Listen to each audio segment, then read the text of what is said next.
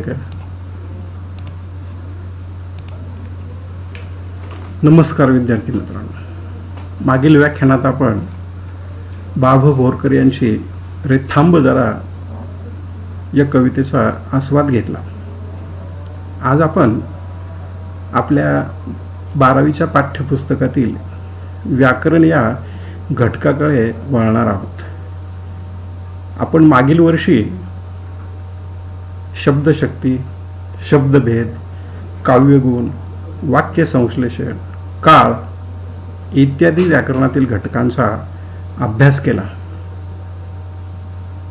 यावर्षी 12वीच्या पुस्तकामध्ये व्याकरणातील जे काही घटक आहेत त्यामध्ये वाक्य रूपांतर, अलंकार, प्रयोग, समास इत्यादी घटकांचा आपल्याला अभ्यास करायचा आहे. विद्यार्थी मित्रांनो, व्याकरण हा घटक असा आहे की गणितासारखा गुण मिळवून देणारा आहे. 12 मार्काचं व्याकरण असेल तर 12 पैकी 12 गुण व्याकरणामध्ये निश्चित तुम्ही मिळवू शकता. निबंधाच्या बाबतीत पैकीच्या पैकी गुण मिळू शकत नाही, दीर्घोत्तरी प्रश्नांमध्ये मिळू शकत नाही, लघुत्तरी प्रश्नांमध्ये मिळू शकत नाही, रसग्रहणामध्ये मिळू शकत नाही, स्वमत कृतीमध्ये मिळू शकत नाही. पण एकमेव व्याकरण हा असा भाग आहे की त्यामध्ये तुम्हाला पैकीच्या पैकी गुण मिळू शकतात. आणि म्हणून तुम्ही हा व्याकरणाचा जो भाग आहे त्याच्याकडे अधिक लक्ष द्यावं असं मला वाटतं. विद्यार्थी मित्रांनो, आपल्या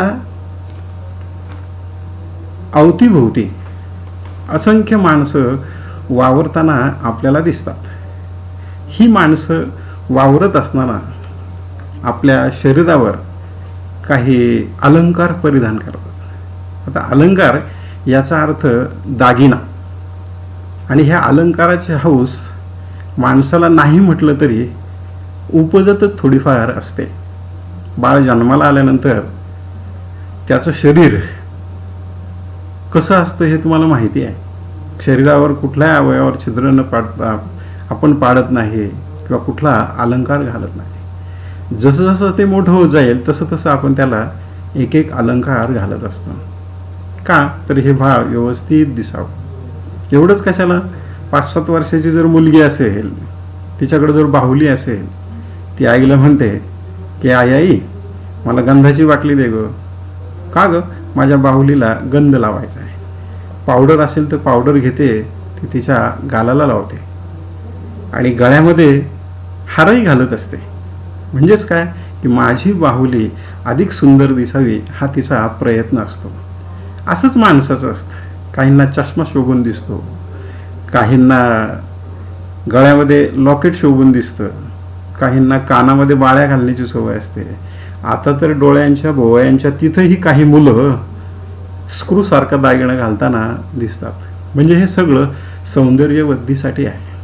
विद्यार्थी मित्रांनो, जसा अलंकार किंवा दागिने वापरायला माणूस सतत प्रयत्नशील असतो, सुंदर दिसण्यासाठी प्रयत्नशील असतो, अशीच भाषा देखील सुंदर दिसावी, सुंदर असावी, सुंदर इतरांना ती कानाला ऐकायला मिळावी.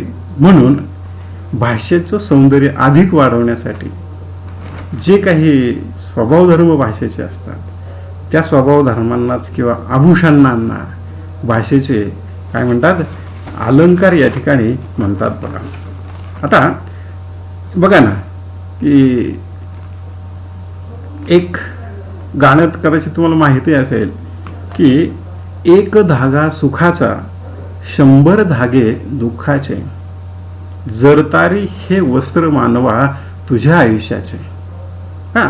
की माणसाच्या आयुष्यामध्ये एखादा क्षण सुखाचा येत असतो, परंतु असंख्य क्षण हे दुःखाचे येत असतात.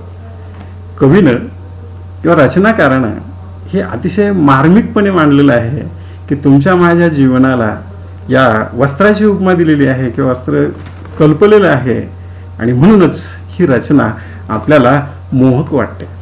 थोडक्यात वरील विवेचनावरून तुमच्या एक असं लक्षात येईल की भाषेला ज्याच्यामुळे शोभा येते त्या गुणधर्मांना भाषेचे काय म्हणतात, अलंकार म्हणतात, हे लक्षात घ्या. आता या अलंकाराचे दोन प्रकार आहेत. पहिला जो आहे तो म्हणजे शब्द अलंकार आणि दुसरा जो आहे तो म्हणजे अर्थालंकार. आता आपल्या अभ्यासक्रमामध्ये फक्त अर्थालंकार आहेत, शब्दालंकार मात्र आपल्या अभ्यासामध्ये नाही. परंतु भविष्यामध्ये तुमच्यामध्ये 2%, 5% विद्यार्थी वेगवेगळ्या परीक्षा देतील. त्या परीक्षांमध्ये कदाचित ह्या अलंकारांचा समावेश असू शकतो, नाही असतोच, हे लक्षात घ्या. आणि म्हणूनच अलंकार शिकतोय म्हटल्यानंतर जरी अभ्यासक्रमात नसले तरी शब्दालंकार कशाला म्हणतात, ते कोणते आहेत, हे थोडक्यात मी तुम्हाला सांगतो. पहा, आता शब्दालंकार म्हणजे काय? शब्दातील अक्षर रचनेमुळे नाद निर्माण होऊन जेव्हा भाषेला शोभा येते तेव्हा तिथे शब्दालंकार होतो, लक्षात घ्या. इथे काय आहे, शब्द रचनेमुळे चमत्कृती कवी किंवा लेखक साधत असतो. आता हे शब्दालंकार 3 आहेत. हे शब्दालंकार किती आहेत? 3 आहेत. पहा, त्याच्यामध्ये अनुप्रास, दुसरा आहे श्लेष आणि तिसरा आहे यमक. आता अनुप्रास अलंकार कशाला म्हणायचं, काय असतं त्याच्यामध्ये? एखाद्या वाक्यात किंवा कवितेच्या चरणात एकाच अक्षरांची पुनरावृत्ती होऊन भाषेला जे सौंदर्य प्राप्त होतं किंवा केलं जातं त्या अलंकाराला अनुप्रास अलंकार म्हणतात. कदाचित तुम्ही हा अलंकार 9वी 10वीच्या आधी कधीतरी अभ्यासला असेल. तुमच्या सरांनी तुम्हाला एक ह्या अनुप्रास अलंकाराचं उदाहरण दिलं असेल की काकूने काकाच्या कोटाच्या खिशातील कामाचे कागद कात्रीने करा कापले. विद्यार्थी मित्रांनो, बघा, इथं क या वर्णाची वारंवार निर्मिती या ठिकाणी केलेली आहे आणि त्यामुळे चमत्कृती साधते आणि हा अलंकार होतो. दुसरा जो अलंकार आहे शब्दालंकारामधला तो म्हणजे श्लेष. आता श्लेष म्हणजे काय? वाक्यामध्ये किंवा ओळीमध्ये एकच शब्द 2 अर्थाने जरी वापरला असेल तेव्हा श्लेष अलंकार होतो. उदाहरणार्थ, कुस्करू नका ही सुमणे. कुस्करणे म्हणजे सुरगळणे, तर कुस्करू नका ही सुमणे. सुमन हा शब्द या ठिकाणी 2 अर्थाने वापरला आहे. सुमणे म्हणजे चांगलं मन, असा एक त्याचा अर्थ होतो आणि दुसरा आहे फूल. बघा, म्हणजे एकच शब्द या अलंकारामध्ये 2 अर्थाने वापरलेला आहे. किंवा मग आणखीनच एक उदाहरण द्यायचं असेल, श्रीकृष्ण नवरा मी नवरी. श्रीकृष्ण नवरा मी नवरी, शिशुपाल नवरा मी नवरी. म्हणजे एका ठिकाणी श्रीकृष्ण नवरा मानायला मी तयार आहे आणि एकीकडे शिशुपाल हा नवरा म्हणून किंवा वर म्हणून मी मानायला तयार, नवरी. आणि शब्दालंकारामधला जो तिसरा अलंकार आहे तो म्हणजे यमक. आता यमक अलंकार केव्हा होतो? कवितेच्या चरणाच्या शेवटी किंवा मध्ये ठराविक ठिकाणी एक किंवा अनेक अक्षरे वेगवेगळ्या अर्थाने आल्यास यमक अलंकार होतो. आता बघा ना, सुसंगती सदा घडो, सुजन वाक्य काणी पडो, कलंकमतीचा झोडो, विषय सर्वार्था नावडो. सुसंगती सदा घडो, सुजन वाक्य काणी पडो. घडो, पडो, झोडो, नावडो या शब्दांची या ठिकाणी आपल्याला रचना केलेली असते ठराविक ठिकाणी आणि म्हणून त्या ठिकाणी यमक हा अलंकार होतो. बघा, आता आपल्याला ज्या पुढच्या अलंकारांचा अभ्यास करायचा आहे आपल्या अभ्यासक्रमातील तो म्हणजे अर्थालंकाराचा तो प्रकार. आणि ह्या अर्थालंकाराचे जे 4 प्रकार आहेत त्यांचा अभ्यास आपल्याला करण्यापूर्वी अलंकार त्यांचा अभ्यास करताना काही महत्त्वाच्या गोष्टी तुम्हाला लक्षात ठेवाव्या लागणार आहेत. तर त्या अशा की अलंकाराचा अभ्यास करताना पुढील घटक लक्षात ठेवायचे बघा समोर आहे. उपमेय, ज्याची तुलना करावायची आहे ते. उपमान, ज्याची तुलना करायची आहे ते. साधारण धर्म, दोन वस्तूत असणारा सारखेपणा किंवा समान गुणधर्म. आणि चौथा घटक महत्वाचा आहे तो म्हणजे साम्यवाचक शब्द म्हणजेच सारखेपणा. ठीक आहे. आता उदाहरणच पाहू ना. अमृताहुनी गोड नाम तुझे देवा. इथे उपमेय काय आहे? देवा. उपमान काय आहे? अमृत. साधर्म्य काय आहे? गोड. नाही का, म्हणजे देवाचं नाव आणि अमृत यामध्ये साधर्म्य काय? गोड आहे. साम्यवाचक शब्द काय आहे? हुणे. अमृता हुणे गोड नाम तुझे देवा. किंवा आणखी एक उदाहरण देतो मी तुम्हाला की त्याचे अक्षर मोत्यासारखे सुंदर आहे. ठीक आहे. म्हणजे आता या ठिकाणी उपमेय काय आहे? अक्षर.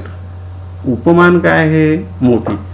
या दोघांमधला समान गुणधर्म जो आहे तो म्हणजे सुंदरता किंवा आखेरेखीपणा. साम्यवाचक शब्द जो आहे ना तो म्हणजे सारखे. आता यानंतर आपल्या अभ्यासक्रमातील जे अलंकार आहेत ते अलंकार आपण या ठिकाणी अभ्यासू. आता पहिला जो अलंकार आहे तो म्हणजे अनन्वय अलंकार. अनन्वय कशाला म्हणतात? अनन्वय अलंकार. नुसतं उदाहरण बघा ना. झाले बहु, होतील बहु, आहेतही बहु, परंतु यासम होणे नाही किंवा यासम हाच. या ठिकाणी मोरोपंतांनी हे अर्जुनाचं केलेलं वर्णन आहे बघा. थोडक्यात बरेचसे योद्धे होऊन गेलेले आहेत, बरेचसे होणारे आहेत भविष्यामध्ये. होतीलही बहु परंतु यासम हाच. म्हणजे तुमच्या एक लक्षात आलं असेल की उपमेय हे केव्हा केव्हा एखाद्या गुणाच्या बाबतीत इतके अद्वितीय असते की त्याला योग्य असे उपमान मिळू शकत नाही. उपमेयाची तुलना उपमेयाशीच करावी लागते. थोडक्यात उपमेयाला उपमा दिली जाते तेव्हा अनन्वय अलंकार होतो. उपमेयाला उपमानाचीच उपमा दिली जाते त्यावेळेला उपयोग होतो. आणखी एक उदाहरण पहा. आहे ताजमहाल एक जगती तोच त्याच्या परी. ताजमहाल म्हणजे वैश्विक जे सौंदर्य ताजमहालामध्ये आहे किंवा विश्वात एक शेबून दिसणारी वस्तू आहे दुसरीकडे तशी तुम्हाला सापडणार आहे.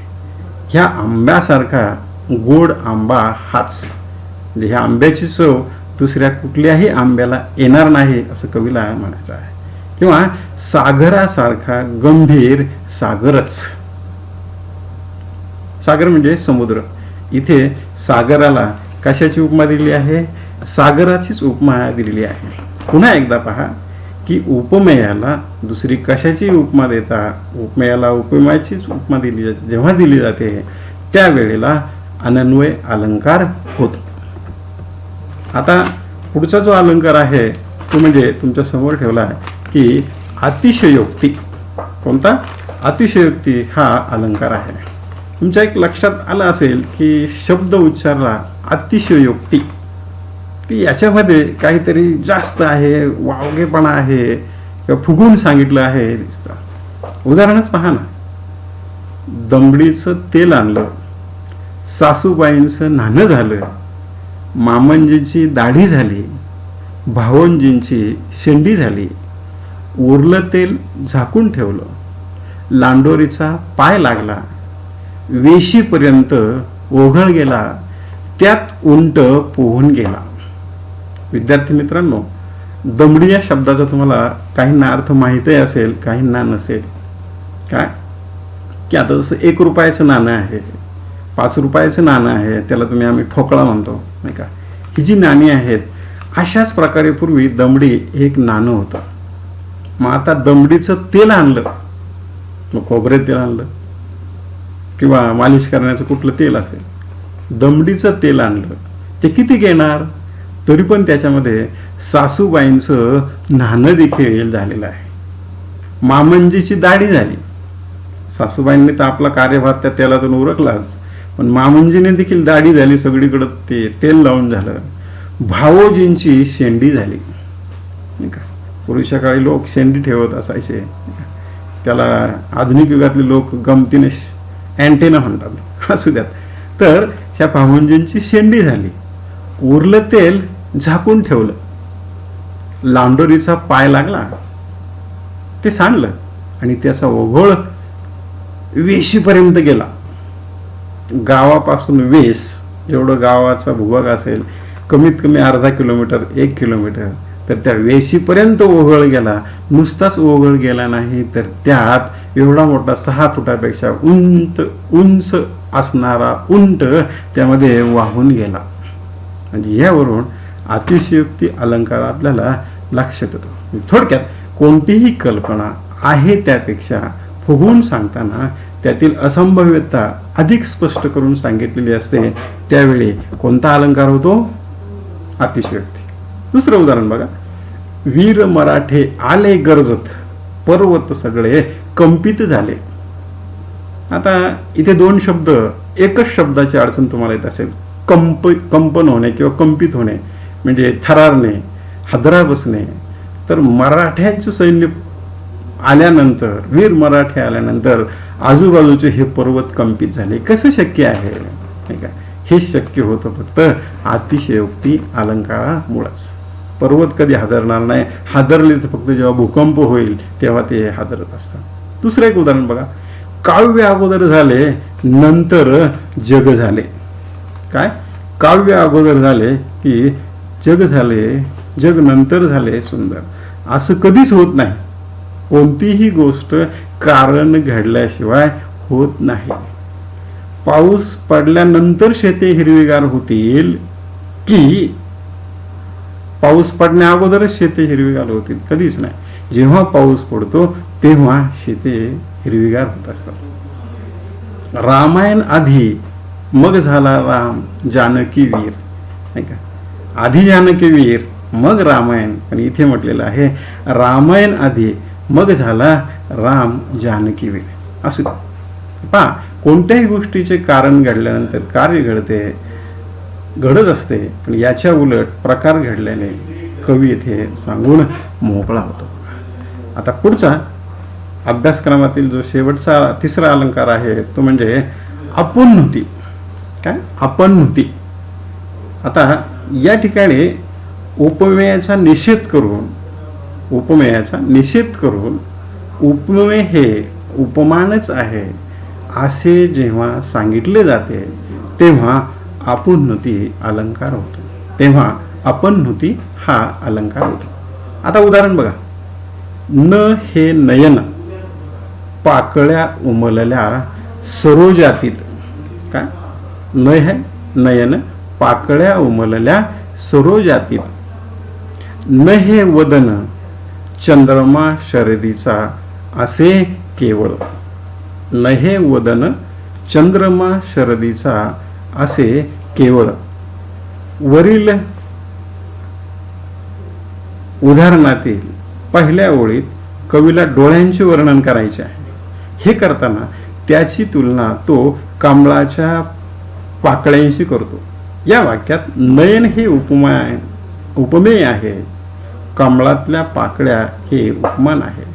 येथे डोळे हे डोळे नसून त्या कमळाच्या पाकळ्या आहेत असे सांगताना कवीने उपमेयाला लपवून म्हणजे दूर करून उपमेयाचा निषेध करून त्याच्या जागी उपमानाची स्थापना केली आहे. म्हणून या ठिकाणी अपन्नती हा अलंकार होतो. आता वरील वाक्यातील दुसऱ्या ओळीत पहा. वदन या शब्दाचा अर्थ आहे तोंड. याबद्दल सांगायचे असूनही त्याचा निषेध करून तो शरद ऋतूचा चंद्र आहे असे म्हणून उपमानाची स्थापना केली. दुसरी गोष्ट म्हणजे दुसरं एक उदाहरण मी देऊ शकतो की या न तारका नभात. काय? या न तारका नभात सुरवरंगणा गमतात. म्हणजे या नभातील ज्या तारका आहेत ह्या तारका नाहीत, तर त्या सुरवरंगणा म्हणजे देवाघरच्या, सूर म्हणजे ते देवाघरच्या जणू काय त्या काय आहेत, अप्सराच आहे असं ते म्हणतात. पुढचं एक उदाहरण आहे, ओठ कशाचे, देठीची फुलल्या पारिजातकाचे. म्हणजे ओठ नाही ते, तर त्या पारिजातकाची फुलांच्या ज्या कळ्या किंवा पाठीमागचा भाग जो असतो ना, त्यालाच कवीने कशाची उपमा दिली आहे, ओठांची. बघा आता या अभ्यासक्रमातील किंवा आपल्या पाठ्यपुस्तकातील शेवटचा जो चौथा अलंकार आहे तो म्हणजे अर्थांतरन्यास. कोणता? अर्थांतरन्यास. बघा की उदाहरण पहा, बोध खलास न रुचे, अहिमुख दुग्ध होय करल, श्वान पुच्छ नलिकेत घातले होईना सरळ. यापैकी आपल्याला एक गोष्ट चांगली माहिती आहे, कुत्र्याचं शेपूट वाकडं ते वाकडच. तर त्याचा आणि वरच्या उदाहरणाचा काय संबंध आहे? परत एकदा बघा, बोध खलास न रुचे, अहिमुख दुग्ध होय गरल, श्वानपुच्छ नलिकेत घातले होईना सरळ. काही शब्दांचा अर्थ मी इथे दिले बघा. बोध म्हणजे उपदेश, खल म्हणजे दुष्ट, न रुचे म्हणजे आवडत नाही. म्हणजे बोध हा दुष्ट माणसांना कधीही आवडत नाही. मुख म्हणजे तोंड, दुग्ध म्हणजे दूध, आणि श्वानपुच्छ म्हणजे कुत्र्याचे शेपूट. नाही का? या ठिकाणी कवी एखाद्या सामान्य विधानाच्या समर्थनार्थ विशेष उदाहरण किंवा विशेष उदाहरणावरून शेवटी एखादा सामान्य सिद्धांत जेव्हा काढला जातो त्यावेळेला अर्थांतरण्यास अलंकार होतो. आता इथे विशेष उदाहरण देते, बोध खलास न रुचे, अहिमुख दुग्ध होय गरल. म्हणजे सामान्य माणसाला किंवा वाईट माणसाला उपदेश हा रुचत नाही हे सांगितलंय. आणि दुसऱ्या चरणात अहिमुख, सापाच्या तोंडात जर आपण दूध घातलं किंवा सापाला दूध पाजलं तर त्याचे विषांत रूपांतर होतं हे सांगून झाल्यावर श्वानपुच्छ नलिकेत घातले होईना सरळ हे सांगितलं. आणखी स्पष्टीकरण द्यायचं जर असेल तर बघा, माणसाला कितीही उपदेश केला तरी तो आवडत नाही. सापाला पाजलेल्या दुधाचे रूपांतर विषात होते हे सांगून झाल्यावर जीवनात येणारा हा अनुभव कुत्र्याचे शेपूट नळीत घातले तरी ते वाकडेच राहणार या अर्थाचा वरील वाक्याने सर्वसामान्य सिद्धांताच्या स्वरूपात मांडला आहे. आता आणखी एक उदाहरण पहा, गुणीजन सहवासानेही नीचासही लाभतो जगी मान, माला बंधन योगे सूत्रालाही मिळे शिरीस्थान. गुणीजन म्हणजे चांगल्या माणसांच्या सहवासात जर एखादा अवगुणी माणूस आला, वाईट माणूस असला तर त्याला मान मिळत असतो. उदाहरणार्थ कुठल्याही कार्यामध्ये जेव्हा माणसं जेवायला बसत असतात त्यावेळेला एक वागता माणूस असेल, सभ्य माणूस असेल, सगळ्या समाजाचं नेतृत्व करणारा माणूस असेल, त्याच्या शेजारी जर एखादा अवगुणी माणूस बसला योगायोगाने जेवायला तर तुम्ही त्या गुणी माणसाबरोबर त्या अवगुणी किंवा नीच असलेला माणूस तुमच्या आमच्या दृष्टीने त्यालाही पंक्तीभेद कधी करत नाही. गुणीजन सहवासाने नीचासही लाभ होतो जकी मान, माला बंधन योगे सूत्रालाही मिळे शिरीस्थान.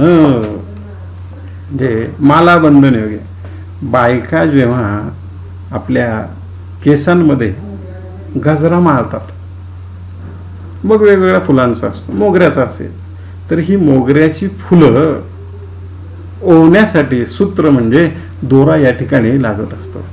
आता फुलं नसताना नुसताच बायका कधी दोरा मारताना तुम्ही पाहिलात का? म्हणजेच या माला बंधन योगे या ठिकाणी त्या सूत्राला त्या दोऱ्याला देखील बायकांच्या केसांमध्ये काय मिळालेलं आहे? स्थान मिळालेलं आहे. तिसरं एक उदाहरण बघा, होळी जरी सतत दुष्ट संग, न पावती सज्जन सत्वभंग, आसोनीय सर्प सदा शरीरी, झाला नसे तो चंदन तो विषारी. काय सतत दुष्ट माणसांच्या संगतीत एखादी माणसं किंवा काही माणसं राहत असतील, सज्जन माणसं राहतात, त्यावेळेला त्यांचं सत्व, त्यांचा विवेक, त्यांचे सत्वगुण कधीही भंग पावत नाही हे सांगण्यासाठी कवीने आणखी एक विशेष उदाहरण दिलंय.